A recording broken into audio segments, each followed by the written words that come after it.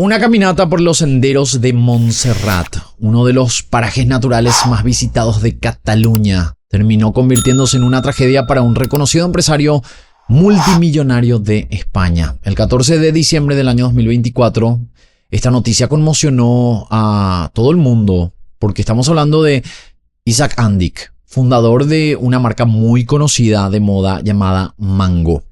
Y él había fallecido a los 71 años, lo que debía haber sido una salida junto a su hijo, con un familiar, terminó ocupando titulares en medios de todo el mundo. Durante décadas, Isaac construyó uno de los imperios de la moda más importantes de Europa, pasando de ser un joven emprendedor a convertirse en una de las personas más influyentes y acaudaladas de España. Pero su historia no terminaría en una sala de juntas ni en una gala empresarial, sino en un entorno completamente distinto. Según las investigaciones, todo ocurrió en cuestión de segundos.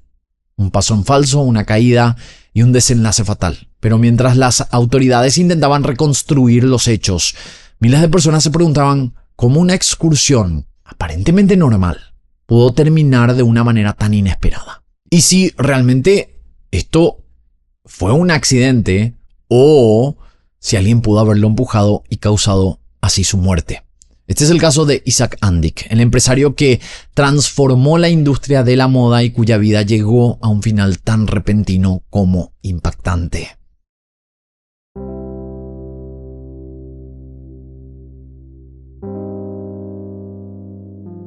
Después de recibir una llamada de pedido de ayuda sobre un accidente ocurrido en la zona de Collbató, la policía catalana, los Mossos d'Esquadra, fueron los primeros en llegar y en documentar todo lo que había pasado en ese barranco. Según el informe de los policías, la causa fue el camino estrecho, de apenas 1 metro de ancho, con piedras sueltas, un fuerte desnivel a un costado y sin ningún tipo de barandilla de seguridad. Las heridas que presentaba Isaac eran mortales. La altura a la que cayó fue de 150 metros mientras hacía una excursión. Esto ocurrió en uno de los senderos que conectan el monasterio con las conocidas cuevas de Salnitre de Collbató, un recorrido habitual para visitantes y excursionistas en Montserrat. La zona donde ocurrió el accidente no está considerada como un sendero de alto riesgo. Se trata de un recorrido que podemos decir que es de dificultad baja, frecuentado por visitantes de distintas edades y niveles de experiencia. Aunque el sendero estaba catalogado como de esta dificultad baja, existía un punto concreto donde el terreno se volvía más delicado. Y esto era porque había una combinación de humedad, superficies resbaladizas y la cercanía a un desnivel que esto obligaba a extremar las precauciones. Fue precisamente en ese sector donde ocurrió el accidente. Ese detalle es uno de los aspectos que más llamó la atención durante la investigación. No se trataba de una ruta extrema ni de un lugar conocido por incidentes graves. Aún así, bastó un único punto peligroso para que una caminata aparentemente sencilla terminara en un accidente.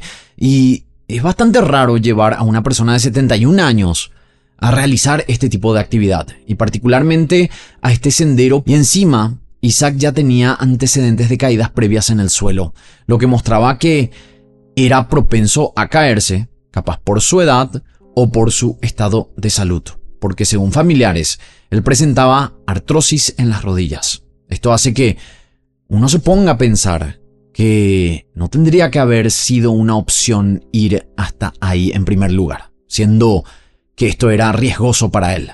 La policía no solo tomó notas en la escena, hicieron un montón de fotos del lugar. Una de esas imágenes, que luego se filtró a la prensa, muestra el abrigo verde de Isaac, también sus gafas y su reloj tirado en la pendiente. Uno de los elementos que más llamó la atención de los investigadores fue una huella de un zapato que estaba localizada en el borde del sendero, en el punto desde donde se cree que Isaac cayó al vacío. Para analizarla, los policías del lugar realizaron 10 recreaciones utilizando el mismo tipo de calzado que llevaba la víctima. Según sus conclusiones, para obtener una marca similar era necesario arrastrar la suela varias veces hacia adelante y hacia atrás, ejerciendo presión sobre el terreno. Los investigadores señalaron que la huella no parecía haber sido creada por un simple paso. un tropiezo o un resbalón rápido. Aún así, la marca por sí sola no permitió determinar exactamente qué ocurrió en ese lugar. Lo que sí sugirió a los investigadores es que en los instantes previos a la caída pudo haberse producido algún tipo de movimiento o forcejeo de los pies en el borde del sendero. Durante los primeros meses todo apuntaba a un accidente. La hipótesis inicial podemos decir que era sencilla. Un hombre de edad avanzada con antecedentes de artrosis estaba recorriendo un sendero considerado de baja dificultad cuando en uno de los puntos más delicados del trayecto cayó por un desnivel de más de 100 metros. Los oficiales concluyeron en un primer momento que no habían encontrado indicios de una acción criminal y dieron por válida la posibilidad de una caída accidental, pero con el paso de los meses, algunos elementos de la investigación llevaron a revisar nuevamente lo ocurrido en ese lugar. Había ciertos aspectos que seguían generando dudas, por lo que los investigadores volvieron varias veces a la escena para analizarla con más detalle. Lo que inicialmente parecía una caída accidental comenzó a ser estudiada desde otra perspectiva. Ese mismo escenario que en un principio se había interpretado como el lugar de un accidente pasó a convertirse en algo más complejo que llevó a los investigadores a plantearse si pudo haber ocurrido algo más en los minutos previos a que Isaac cayera al vacío. Porque se preguntaban si en verdad esto habría sido un homicidio.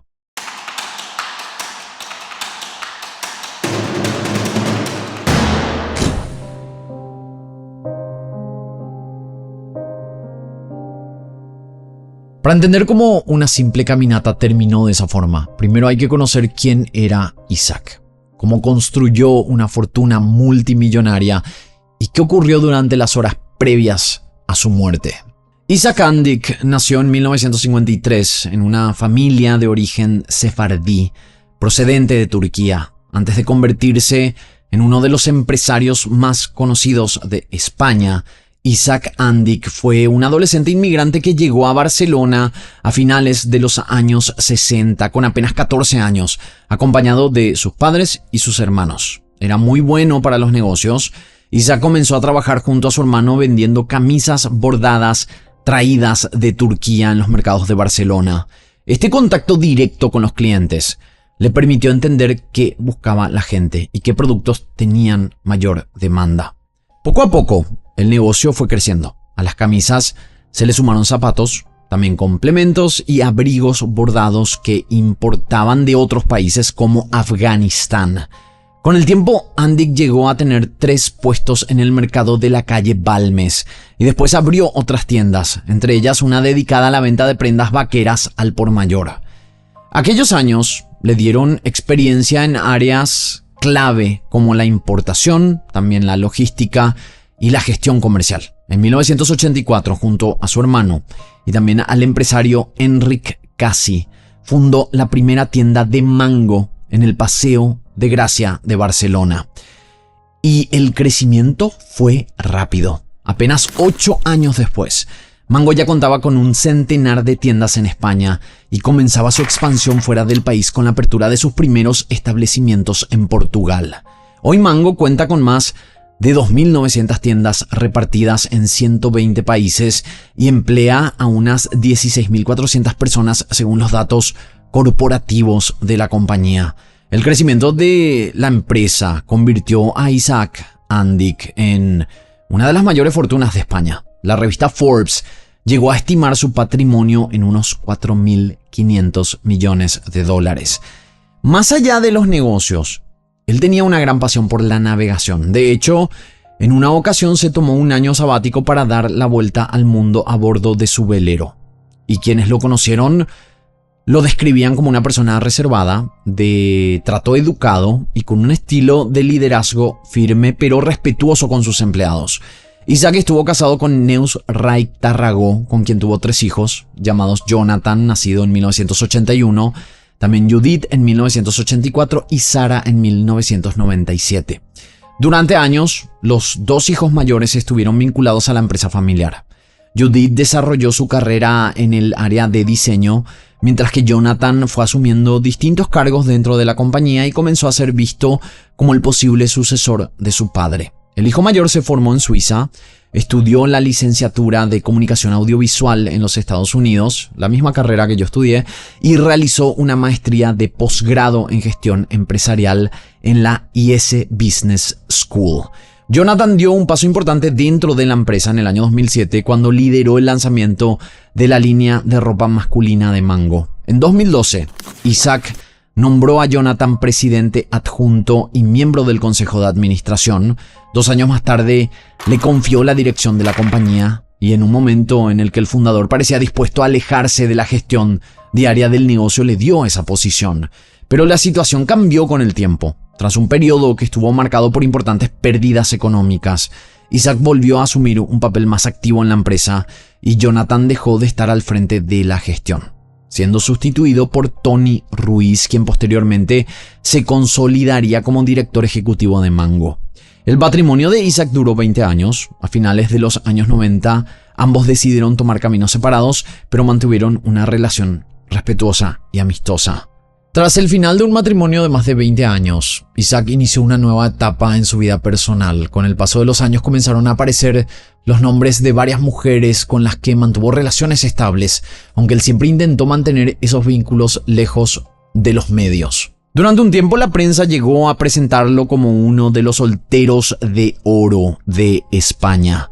Era un empresario multimillonario, estaba separado y su nombre aparecía ligado a mujeres conocidas del mundo de la moda, de los negocios y también de la alta sociedad de Barcelona y Madrid. La mayoría de sus relaciones se conocieron por fotografías, filtraciones o publicaciones de la prensa, no porque él estaba hablando de estas relaciones públicamente. La última relación conocida de Isaac fue con Estefanía Nuth, ex golfista profesional. Ellos habían comenzado su relación alrededor del año 2018 y permanecieron juntos hasta la muerte del empresario en el año 2024. Estefanía también procedía de una familia con una importante trayectoria empresarial y también estable al frente de varias compañías heredadas. Con el paso de los años se convirtieron en una pareja habitual en determinados eventos sociales y empresariales. Durante esos 6 años los describieron como una pareja estable, con una vida compartida entre Barcelona y también otros destinos, y también tenían aficiones en común, como por ejemplo el golf, los viajes y las actividades al aire libre. Después de la muerte de Isaac, el nombre de Estefanía comenzó a aparecer con más frecuencia en la prensa. Ella fue mencionada como su pareja y pasó a ocupar un lugar importante no solo por el impacto emocional de la pérdida, sino también por las cuestiones patrimoniales y judiciales que surgieron después del fallecimiento de este empresario.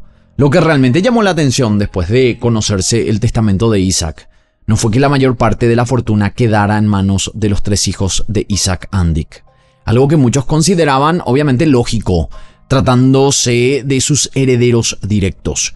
Lo que generó sorpresa fue la disputa que surgió en torno a la parte que le correspondía a Estefanía Nuth. Al parecer, ella habría recibido una cantidad muy inferior a la de los hijos, unos 5 millones de euros según algunos medios. Sin embargo, distintas fuentes señalaron que Estefanía consideró insuficiente esa cifra y llegó a reclamar hasta 70 millones de euros. Esa diferencia de cifras abrió un conflicto entre la pareja del empresario y sus hijos. Se habló de negociaciones y de posibles ofertas para alcanzar un acuerdo, pero el desacuerdo se prolongó durante meses y según las últimas informaciones publicadas, todavía no habría una solución definitiva. En medio de esta disputa por el patrimonio, Estefanía aportó información clave sobre la mala relación que, según ella, existía entre Isaac y uno de sus hijos. Y ese dato terminó convirtiéndose en uno de los elementos que fueron tenidos en cuenta cuando la investigación comenzó a considerar nuevas hipótesis sobre lo ocurrido.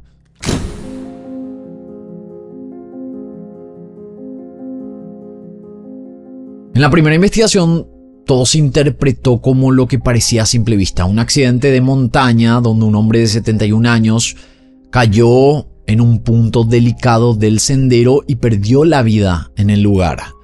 El 14 de diciembre de 2024, cerca del mediodía, Isaac y su hijo Jonathan se encontraban en la zona de Collbató, en la montaña de Montserrat.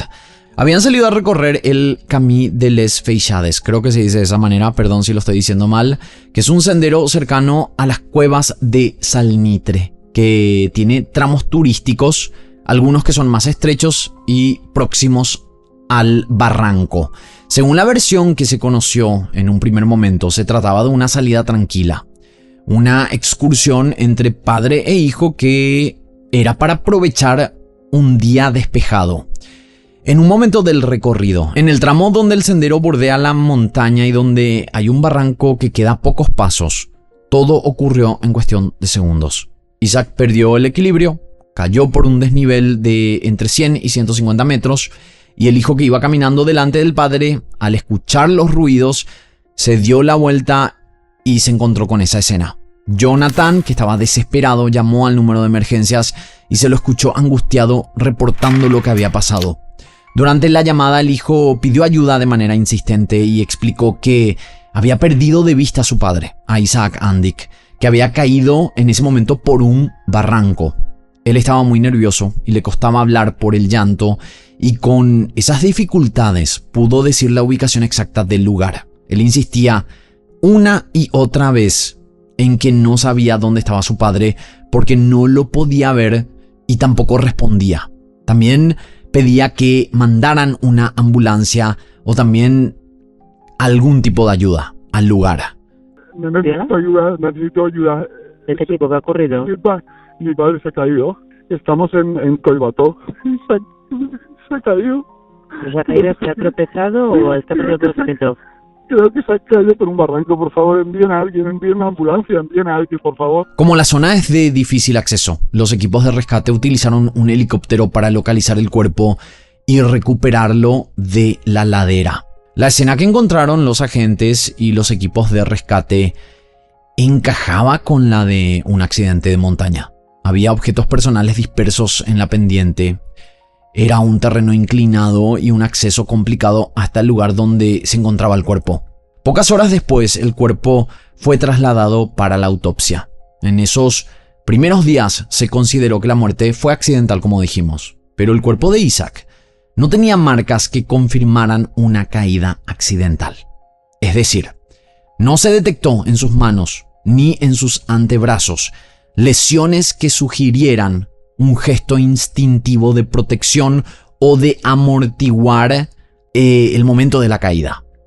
Y ese tipo de marcas son habituales en momentos de una persona desplomándose desde una altura y suelen interpretarse como indicios de reacción instintiva ante el peligro. Es como cuando, por ejemplo, ya lo habíamos hablado en diferentes casos, cuando hay un acuchillamiento, y la persona trata de defenderse, obviamente no puede defenderse, pero es algo instintivo, entonces quedan marcas en las manos. Es algo parecido. En el informe forense también aparece un detalle que en aquel momento se interpretó como compatible con una caída accidental. Los especialistas describieron esta dinámica de la caída de Isaac Andic como si se hubiera deslizado por un tobogán con los pies por delante. Según el análisis, las lesiones se concretaban principalmente en el lado derecho del cuerpo y seguían un patrón ascendente, algo que los forenses relacionaron con un posible deslizamiento por la pendiente antes de precipitarse al vacío. En otras palabras, la distribución de las heridas parecía encajar con la idea de que primero habría resbalado sobre el terreno inclinado y después habría sufrido la caída de gran altura. En esta primera etapa de la investigación, los agentes mantenían una única postura, que se trataba de un accidente. Aunque continuaban revisando los hechos y recopilando información para confirmar lo ocurrido, insistían en que no habían encontrado indicios que apuntaran a la participación de otra persona. Se hablaba de una tragedia y de una desgracia, no de un posible crimen. Otro detalle que me llamó la atención es que en el propio lugar del accidente no se tomaron las medidas necesarias para proteger el lugar de la escena, porque el sendero de las Feixades volvió a abrirse al público poco después. Y apenas unos días más tarde, Otros excursionistas ya estaban recorriendo el mismo tramo donde había muerto Isaac. No hubo un gran despliegue policial permanente, no acordonaron la escena. Y estaba la pregunta si es que posiblemente había otras personas con Isaac y con el hijo. Entonces, al no mantener aislado el lugar, para no contaminar nada, en una nueva investigación sería difícil encontrar más evidencias. Y casi un año después, el caso comenzó a tomar otra perspectiva. Dejaron de ver como una única posibilidad la caída y se centraron en la idea de un posible homicidio donde alguien más pudo haber estado involucrado. Esta nueva línea de investigación reabrió el caso. La atención comenzó a dirigirse hacia las personas que formaban parte del entorno más cercano del empresario. Y es ahí donde aparecen los nombres que pasarían a estar bajo la lupa de los investigadores.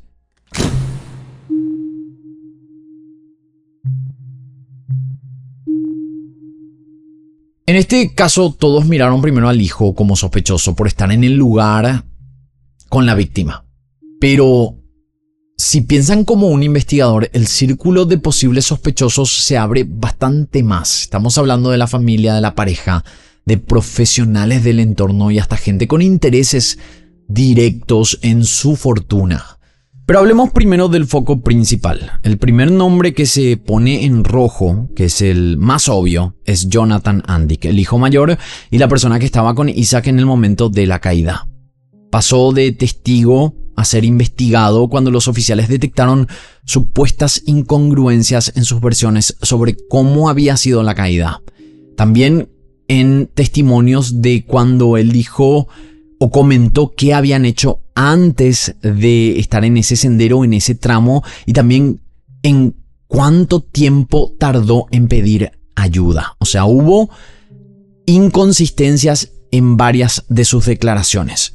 Los mozos de escuadra pudieron reconstruir la hora de la caída de Isaac Andick gracias a los análisis informáticos forenses del teléfono móvil de la víctima, ya que se encontró su teléfono en un bolsillo de sus pantalones. La caída ocurrió entre las 12:28 minutos y 20 segundos y las 12:28 minutos y 26 segundos. ¿Sí? 6 segundos de rango es lo que dieron los investigadores. Por este motivo, por esta situación de haber encontrado este dato del teléfono, los investigadores saben que Jonathan tardó 4 minutos con 34 segundos en hacer la primera llamada para alertar de este suceso, desde que su padre había caído. Y en una situación similar, si te pasara a vos que estás viendo este video, se cae alguien y obviamente no podés hacer nada porque la persona cayó al vacío, lo primero que vas a intentar es pedir ayuda. Vas a tardarte máximo 30 segundos. Jonathan llamó primero a Estefanía Nuth, la pareja de su padre, para avisarle de lo ocurrido y después llamó a emergencias. En la primera declaración a la policía, Jonathan dijo que él estaba yendo por delante de su padre y la distancia era de 3 a 4 metros aproximadamente. Y que Isaac estaba caminando y estaba haciendo fotos al mismo tiempo. Esto después se desmintió, porque vieron que en el teléfono de Isaac la última foto realizada había sido a las 12:17 minutos y 20 segundos. Y el suceso sucedió varios minutos después, a las 12:28 minutos y 20 segundos que habíamos mencionado, en ese rango de 6 segundos. En una segunda declaración, Jonathan dijo que escuchó un ruido de rocas y vio un bulto que se estaba cayendo. Y por último, en la llamada de emergencias, él dijo que vio caer a su padre y escuchó cómo gritaba, por lo que los investigadores consideraron que eran 3 versiones contradictorias que lo hacían ver como sospechoso, obviamente. Además, al analizar el teléfono móvil de Isaac, vieron que este no registró ningún movimiento antes de la caída, por lo que los policías dedujeron que Isaac estaba inmóvil, sin caminar, en el momento de la caída y la cámara no estaba activada, lo que debilitaba la hipótesis de que se hubiera caído por una distracción al usar su teléfono móvil. A todo esto se suman los mensajes de WhatsApp que se encontraron entre el padre e hijo que mostraban, o demostraban, mejor dicho, una relación bastante rota, con frases como, por ejemplo, no me extraña que pensaras que era capaz de matarte. Esto envió Jonathan a su papá en julio del año 2024, apenas 5 meses antes del accidente, y también otros mensajes donde le pedía al padre que le diera su herencia en vida. Familiares, amigos y personas del entorno empresarial de Mango declararon que la relación entre padre e hijo era supuestamente buena.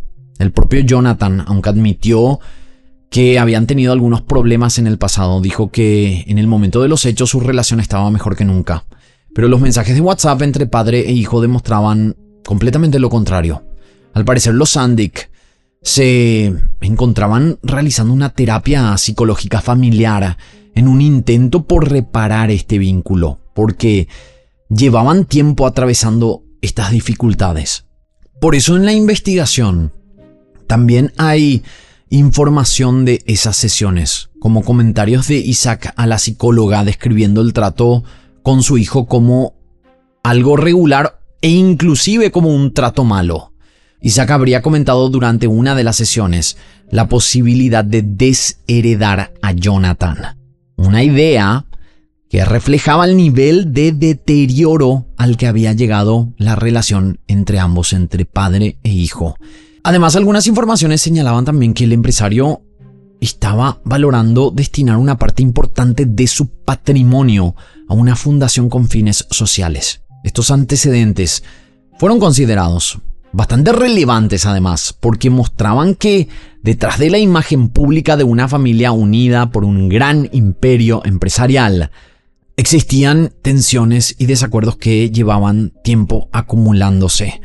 Para la policía y para la fiscalía, todo esto encajaba con la idea de un posible móvil económico. Hablan literalmente de una obsesión por el dinero en Jonathan, sobre todo por el tema de la herencia y la creación de una fundación que podría reducir lo que él recibiría. Hay otro dato que llamó la atención de los investigadores, y es que Jonathan había visitado la zona de Montserrat varias veces durante los días previos a la muerte de su padre. Esas visitas son un elemento relevante, porque podrían indicar que la excursión del 14 de diciembre no fue tan espontánea como se pensó en un primer momento, y que podrían indicar una posible planificación. Un elemento que complicaba esta investigación fue la desaparición del celular que Jonathan utilizaba en esa época. Los policías analizaron las circunstancias en las que el dispositivo se había perdido o se había robado durante un viaje posterior a Quito, en Ecuador, ya que ese teléfono podría haber contenido mensajes importantes para reconstruir los acontecimientos previos y posteriores a la muerte de Isaac. La combinación de estos factores por parte de Jonathan llevaron a que, obviamente, él se convirtiera en el principal foco de la investigación, y actualmente es la única persona formalmente investigada por la muerte de Isaac. Por lo menos hasta el momento, sigue siendo el principal sospechoso según la hipótesis que se maneja oficialmente. Es importante recordar que la investigación continúa abierta y que legalmente mantiene la presunción de inocencia mientras no exista una resolución judicial firme. Ahora, hablemos de alguien que también consideraron como sospechosa por su posible influencia externa. Estamos hablando, sorpresivamente, de la terapeuta familiar. Su nombre aparece en varios documentos de la investigación porque, según algunas de las hipótesis analizadas, podría haber apoyado o respaldado los intentos de Jonathan de recibir parte de la fortuna de su padre mientras éste aún estaba vivo, en lugar de esperar a una futura herencia. La jueza obviamente quiere determinar si las conversaciones, recomendaciones o mensajes intercambiados entre la psicóloga y Jonathan pudieron haber influido de alguna manera en el conflicto familiar que existía entre padre e hijo. En cualquier caso de este tipo también se analiza el entorno familiar, el personal y también el entorno económico de la víctima para comprender mejor las relaciones, los posibles conflictos y los intereses que podrían existir alrededor de ella. Por un lado están Judith y Sara, las otras 2 hijas de Isaac. Según la información conocida del caso, ambas recibieron la misma parte de la herencia que Jonathan y no aparecen vinculadas a conflictos importantes con su padre en los meses previos a su muerte. Hasta el momento no han surgido elementos que la señalen como posibles sospechosas, ni que indicaran que tuvieran algún interés en perjudicar a su padre. Por otro lado está la última pareja de Isaac, Estefanía Nuth. Después de su muerte, ella mantiene ese conflicto con los hijos por el reparto de la herencia, pero hasta el momento no hay datos que apunten a que ella tuviera algo que ganar con su muerte en ese momento. También se podría pensar en el círculo de negocios. Estamos hablando de socios, competidores, gente del consejo. Hasta ahora los medios que siguen el sumario no han señalado ningún movimiento raro desde el entorno corporativo que apuntara a un complot empresarial. Pero son cosas que se hablan con casos más todavía de alto perfil, como es este caso. La posibilidad de que hubiera personas más involucradas surge a partir de algunas resoluciones de la jueza, en las que señala que no puede descartarse una participación planificada ni la colaboración de terceros, que es normal, es una investigación y esto se va a saber con el tiempo. En ese contexto vuelve a aparecer el nombre de la psicóloga familiar, así como otras personas del entorno que pudieron aportar información relevante para entender lo ocurrido. Sin embargo, hasta el momento no existen acusaciones formales contra ninguna de ellas.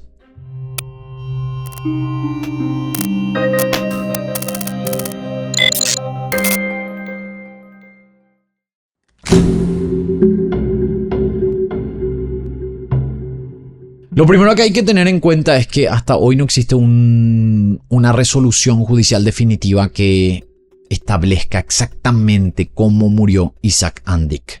La investigación sigue abierta y los tribunales continúan analizando pruebas, declaraciones, mensajes y otros elementos recopilados durante la instrucción. Esto significa que, aunque se plantearon distintas hipótesis y también existen personas bajo investigación, todavía no hay una decisión final que determinara si se trató de un accidente, de un homicidio o de una circunstancia diferente. Por ahora, el caso permanece en fase de investigación y serán los resultados de este proceso los que determinen cuál fue realmente la causa de la muerte del fundador de Mango. La situación judicial de Jonathan sigue siendo compleja, pero todavía no está resuelta. En mayo de 2026 fue detenido y puesto a disposición de la justicia en el marco de la investigación por la muerte de su padre, pero quedó en libertad después de depositar una fianza de 1 millón de euros, aunque continúa siendo la única persona investigada formalmente en la causa. Y también hay que mencionar que si Jonathan, yo no sé muy bien de las leyes en España, pero yo sé que en Estados Unidos cuando hay una situación similar, la herencia ya no va al hijo que obviamente cometió el crimen. Entonces hay que ver si es que de repente tenemos algún abogado de España que nos pueda educar un poco en esta situación. Jonathan Andik defiende su inocencia y considera que las supuestas pruebas recabadas por la policía no se sostienen. Después de ser liberado bajo fianza, Jonathan hizo pública una carta en la que comunicaba su renuncia temporal a la vicepresidencia de Mango para dedicarse a su defensa en el proceso judicial. Hablaba de una acusación infundada, que los hechos iban a demostrar su inocencia y que la verdad saldría a la luz. El juzgado le impuso varias medidas cautelares mientras avanza la investigación. Entre ellas se encuentra la retirada del pasaporte, la prohibición de salir del país y la obligación de presentarse periódicamente ante las autoridades judiciales.